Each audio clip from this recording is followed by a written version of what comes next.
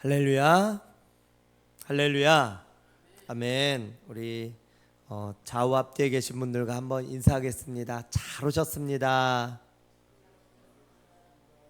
네, 한 번 더 인사할까요? 사랑하고 축복합니다. 아멘. 네, 한 번 더 인사하겠습니다. 피곤하시죠? 네, 안 피곤합니다. 아멘. 네, 오늘은 다윗의 참회 기도, 다윗의 참회 기도라고 하는 제목으로 우리 하나님 말씀 증거하도록 하겠습니다. 오늘 우리가 읽은 이 시편 51편의 말씀은 다윗이 이 밧세바와 간음을 하고 그러고 난 다음에 이제 그의 남편인 우리아를 전쟁에서 죽게 하게 되어집니다. 그리고 나서 약 한 7, 8개월 우리 성경학자들에 의하면은 한 7, 8개월 정도 이 침묵의 기간이 있는 다음에 하나님께서 아마 그 시간 동안에 회개하도록 이렇게 기다려 주신 것 같아요. 그 시간이 지난 다음에 이제 하나님께서 어느 날 나단 선지자에게 이야기를 한 겁니다. 그래서 어떤 양이 많은 부자가 있고 또 양이 한 마리밖에 없는 가난한 사람이 있는 거예요. 그런데 이 부자가 자신의 잔치를 하는데 자신의 양을 쓰는 게 아니라 한 마리 있는 자의 가난한 자의 양을 빼앗아서 잔치를 했다라고 하는 거예요. 그러니까 그런 비유를 이 다윗에게 했더니 다윗이 분노하면서 어떻게 그러한 자가 있느냐, 그러한 자는 반드시 죽여야 된다 이러면서 들고 일어섰어요. 그랬더니 나단 선지자가 뭐라고 했냐면요, 따라해볼까요? 당신이 바로 그 사람이라. 네, 제가 이렇게 손가락질해서 죄송합니다. 당신이 바로 그 사람이다 이러면서 다윗을 향해서 이렇게 손가락질을 했을 거예요. 네. 즉 다윗은 많은 것들을 가졌어요. 그리고 뭐든지 할 수 있는 왕이었습니다. 그리고 다윗은 아내가 한 명뿐만 아니라 여러 명이 있었어요. 그리고 아내뿐만 아니라 그는 시종을 두는 궁녀 뭐 이런 여러 첩들도 많았다라고 하는 거예요. 그런데 다윗이 어느 날 옥상에서 이제 옥상을 이렇게 거닐고 있는데, 그런데 저 밑에 목욕하고 있는 여인을 바라본 거예요. 그게 딱 보인 거예요. 그랬더니 이제 다윗의 눈에 안목의 정욕이 일어나게 되어진 것입니다. 그래서 자신의 옆에 있는 신하한테 누군지 알아봐라 그랬더니 그는 우리아의 아내인 밧세바입니다. 다른 남편이 있는 것을 알았어요. 그런데 그 여인을 데려오라고 해요. 그래서 그 여인과 함께 동침하고 난 다음에 아기가 생긴 거예요. 그랬더니 그 아기가 생긴 것을 은폐하려고 그의 남편을 불러들였어요. 하지만 이 우리아는 너무나도 충직한 신하였기 때문에 자신의 그 동료들과 또 부하들은 지금 전쟁터에서 너무나도 힘들게 그렇게 살아가고 있는데 자신의 집에 가서 아내와 함께 잠을 잔다라고 하는 사실에 대해서 자신이 견딜 수가 없었던 거죠. 그래서 그는 집에 들어가지 않았죠. 그랬더니 결국은 자신이 은폐해서 마치 우리아의 자녀인 것처럼 하려고 했는데 그게 안 되다 보니까 실패하자 몰래 그 우리아가 있는 그들만 적진에 더 가까이 가게 한 다음에 나머지 그 병사들은 뒤로 살짝 빠지게 한 거예요. 그랬더니 이 우리아와 몇 명의 그 군사들이 그 적군에 의해서 죽게 되어진 것입니다. 아주 교묘하게 다윗이 죽인 거죠. 그래서 그 사실은 다윗하고 그리고 요압 장군밖에 몰랐어요. 그런데 하나님께서 이 다윗이 그런 시간을 지낸 다음에 한 7, 8개월 지난 다음에 하나님께서 나단 선지자에게 이 모든 사실을 알려주시고 그러고 난 다음에 이 나단 선지자는 이 다윗을 찾아가서 아마 목숨을 걸고 찾아갔을 거예요. 왜요? 그 당시에 왕권은 굉장한 절대 군주의 권력이었어요. 다윗이 기분 나빠서 저 나단 선지자를 죽여라, 감옥에 가둬라 하면은 나단은 평생토록 감옥에 있어야 될 수밖에 없는 그런 사람이었습니다. 그런데 다윗이 너무나도 다윗이 하나님의 사람이고 하나님께서 다윗을 사랑할 수밖에 없었던 것은 뭐냐면요, 다윗이 그 순간에 그 자신의 신하들이 있고 부하들이 있고 그 자신이 왕이라고 하면 체면과 채통이 있었을 거 아닙니까? 그런데도 불구하고 이 다윗은 그 순간에 나단 선지자가 당신이 바로 그 사람이다, 당신은 수많은 양들, 수많은 그런 아내와 첩들을 그렇게 가지고 있었으면서도, 그리고 하나님께 또 다른 여인을 구했어도 하나님께서 주셨을 텐데 왜 다른 여인을 그렇게 탐하고, 그래서 그 여인을 취하고 그리고 몰래 그의 남편을 그렇게 죽일 수 있었느냐라고 하면서 이 다윗을 하나님께서 심하게 질책하게 되어져요. 그래서 다윗은 그 순간에 하나님, 제가 잘못했습니다, 저를 용서해 주십시오, 무릎을 꿇고 싹싹 빌게 되어져요. 그러자 이 나단 선지자가 그 순간에 임한 하나님의 말씀을 이제 말씀을 합니다. 그것이 바로 뭐냐면요, 너는 은밀하게 이 일을 행했지만 그러나 백주대낮에 너는 너의 첩들과 너의 후궁들, 그들이 욕을 보임을 당할 것이다. 그리고 너의 집안에는 칼이 떠나지 아니할 것이다. 이런 이야기를 하게 되어져요. 그래서 그 일이 실제로 다윗의 집안 가운데 이루어지게 되어져요.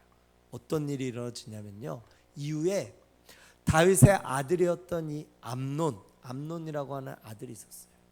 근데 그 암논이라는 아들, 그리고 다말이라고 하는 여인. 네. 근데 이 암논이 이 다말을 욕보인 거예요. 그랬더니 다말의 오빠였던 압살롬이라고 하는 이 오빠가 암논을 죽여요. 암논을 죽입니다. 그 암논은 자기의 배다른 형제죠. 그러고 나서 압살롬이 반역을 일으켜요. 그래서 다윗이 쫓겨나게 되어집니다.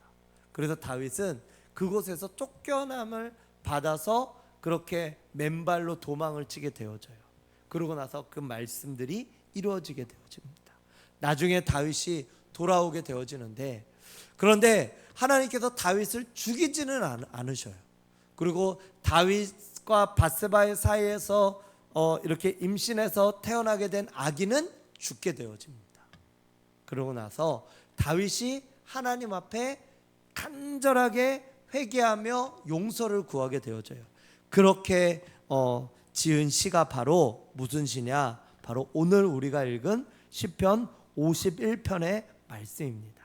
자, 우리 한번 말씀을 한번 같이 한번 이렇게 좀 읽으면서 보면서 좀 나아가도록 하겠습니다. 자, 한번 보세요. 자, 시편 51편 1절의 말씀에 보면요, 내 죄악을, 주의 인자를 따라 내 죄악을 지워달라고 말씀해요. 그 다음에 3절에는 말씀에 뭐라고 말하냐면, 내 죄가를 아오니, 내 죄가 항상 누구 앞에 있다고요? 내 앞에 있다고요. 여러분들, 죄를 지으면은 죄가 떠나가지 않습니다. 어디에 있어요? 내 앞에 있는 거예요. 내 마음 가운데 있는 것입니다. 그래서 사람이 죄를 짓고는 못 산다 그러잖아요. 그렇죠? 내가 죄를 지으면요, 그 죄가 이렇게 내 마음 가운데, 내 앞에 이렇게 있게 되어지는 거예요.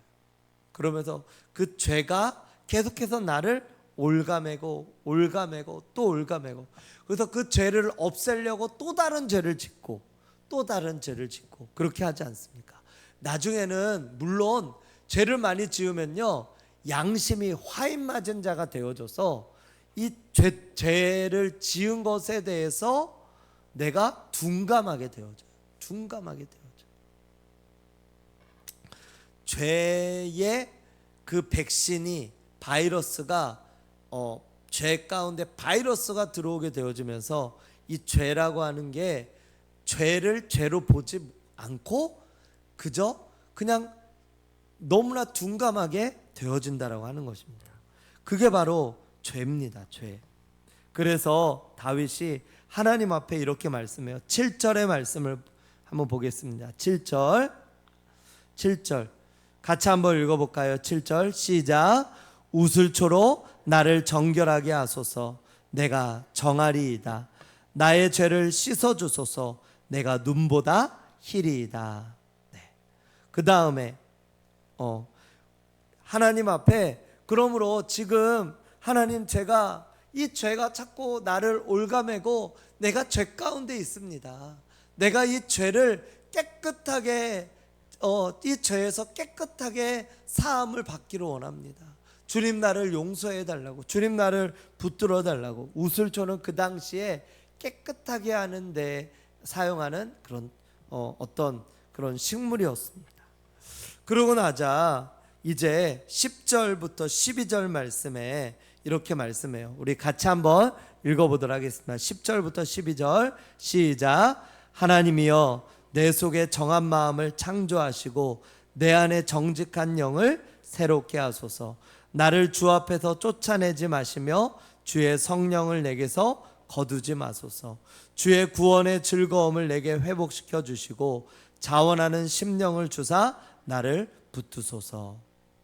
자, 한번 보세요. 10절부터 12절 말씀에서 보면요, 다윗이 죄로 인하여서 일어나게 되어진 어떤 결과를 말씀하고 있습니다.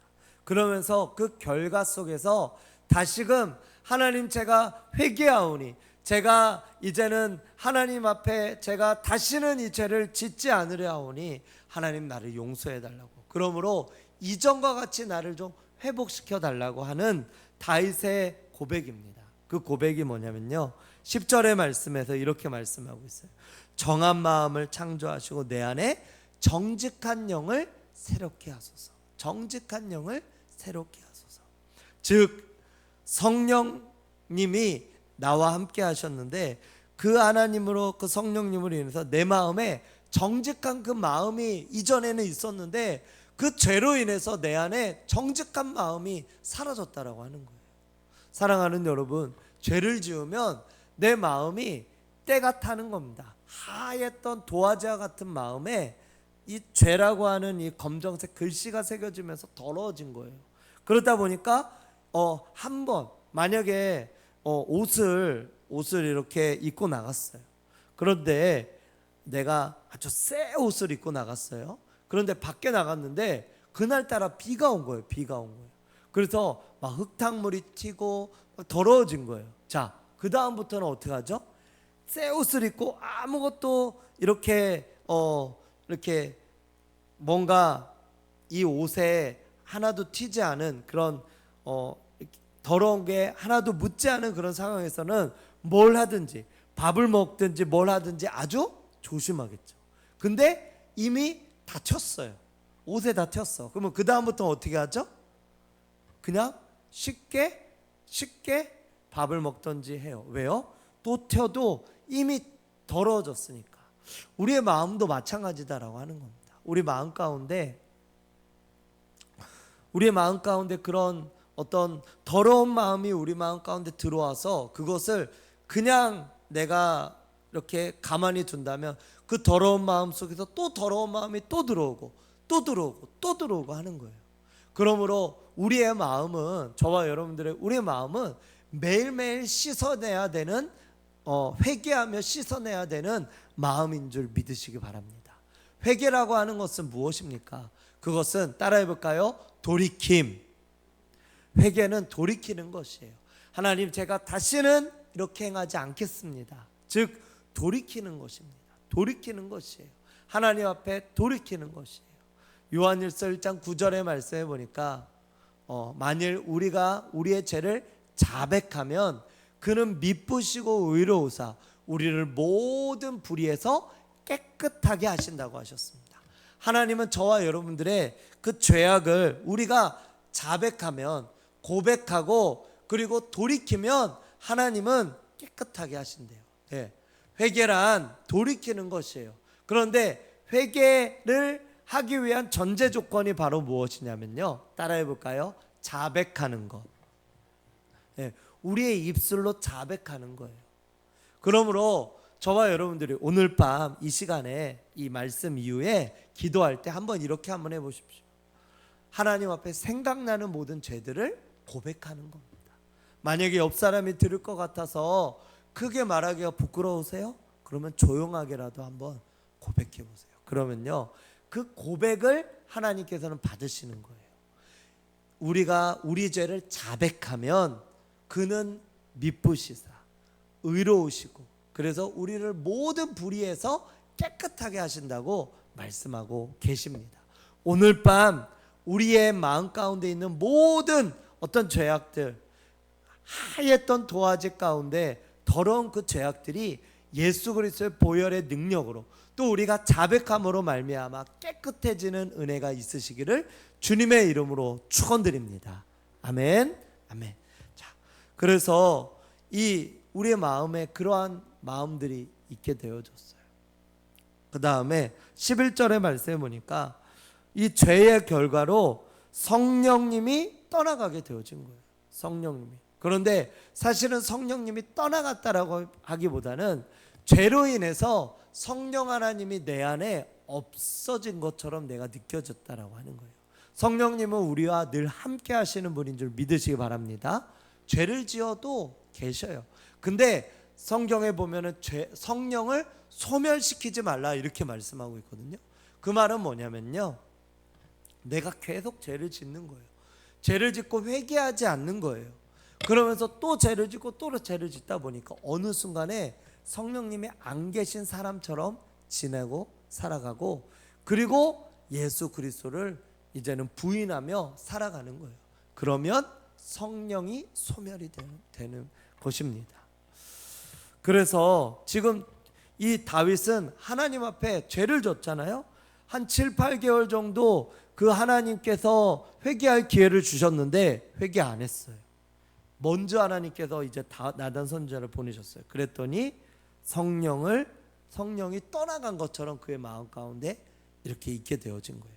그래서 하나님 앞에 이렇게 요청하는 겁니다. 주여 성령을 내게서 거두지 마소서. 그리고 12절의 말씀에 구원의 즐거움을 내게 회복시켜 주시고, 자, 죄를 지으면요 또 특징이 뭐냐면요, 우리의 마음에 기쁨이 사라진다라고 하는 겁니다. 기쁨이. 무엇이 사라진다고요? 무엇이? 기쁨이 사라져요. 기쁨. 그래서 하나님 앞에 기뻐하는 그 마음이 사라진다라고 하는 것입니다. 자, 우리 16절서부터 우리 말씀에 보면요, 우리 16절의 말씀 한번 같이 한번 16, 17절 한번 읽어보겠습니다. 16, 17절 같이 읽겠습니다. 시작. 주께서는 제사를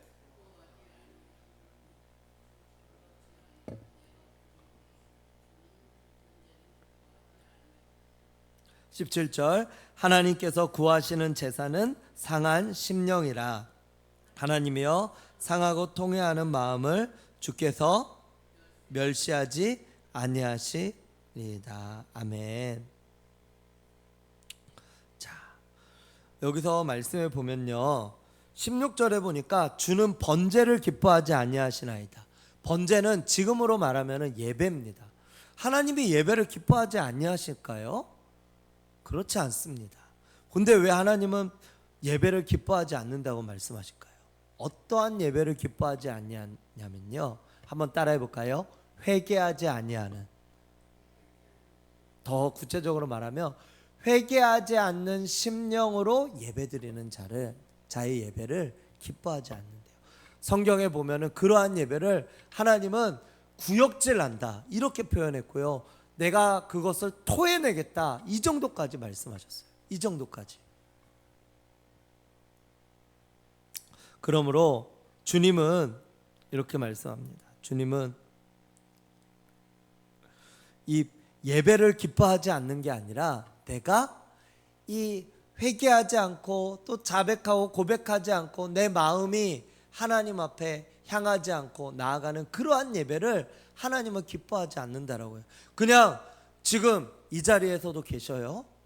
우리 성도님들은 그러지 않을 거라고 생각해요. 이 자리에도 계셔요. 근데 생각은 딴 데가 있는 거예요. 마음은 예배에 와 있는데 생각은 딴 데가 있는 거예요. 아이들은 어떻게 보면 좀 순수하잖아요. 겉과 속이 어쩌면 좀 비슷해요. 애들은 여기가 재미없으면 딴짓해요. 예, 그 순간에 딴짓해 버리잖아요. 그런데 어른들은 그거를 이렇게 가면을 잘 써요. 어른들은 뭐냐면 잘 듣는 것 같이 딱 보여요. 근데 마음은 딴 생각을 하는 거예요. 하나님은 지금 어떠한 예배를 원치 않는가? 바로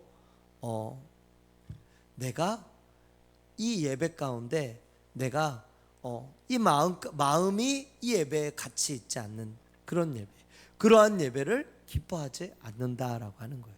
그러면 어떠한 예배를 하나님은 기뻐하시는가? 17절 말씀 한번 보시겠습니다. 17절 보시면 하나님께서 구하시는 제사는, 그러니까 하나님께서 기뻐하시는 예배는 이런 뜻이에요. 그 예배가 어떤 예배래요? 상한 심령이라. 하나님께서 기뻐하시는 예배는 상한 심령이라. 하나님이여 상하고 통회하는 마음을 주께서 멸시하지 아니하시나이다. 그러면 상한 심령의 예배가 무슨 예배입니까? 여기서 상한에 해당되는 샤바르, 이거는 기분이 우울한 상태가 아니라 바로 산산조각이 나다, 파쇄되다, 이런 뜻입니다. 즉 자신의 의지나 교만이 완전히 꺾여서 스스로를 구원할 능력이 전혀 없음을 깨닫고 하나님 앞에 완전히 부서진 상태. 즉 하나님 앞에 주여, 내가 내 힘, 내 뜻대로 무언가를 막 하려고 했어요. 근데 아무것도 되어지지가 않은 거예요. 하나님 앞에 제가 하나님 원하시는 대로 제가 그렇게 행하며 나아갔어요. 그런데 하나님은 이것을 보면서 이 마음 가운데 내가 하려고 했던 모든 것들을 다 안 되게 하시고 다 실패하게 되어진 거예요. 그래서 이제는 두 손 두 발 들면서 내 의지나 교만이 아니라 바로 하나님, 저는 아무런 능력이 없습니다. 저는 아무런 힘이 없습니다 라고 하나님 앞에 나의 모든 것이 산산조각이 났다라고 고백하며 나아가는 그 마음, 그게 바로 하나님께서 기뻐하시는 마음이더라고요. 그래서 팔복에도 뭐라고 하냐면 팔복에서 뭐라고 하냐면요, 그 심령에 가난한 자가 복이 있다, 이렇게 말씀하고 있어요. 심령에 가난한 자가 복이 있다. 왜요? 하나님께서 그 심령에 가난한 자는 천국이 가까웠기 때문에 그렇대요. 그러니까 심령이 가난한 자, 그 말은 무엇입니까? 내 마음이 지금 산산조각이 나진 거예요.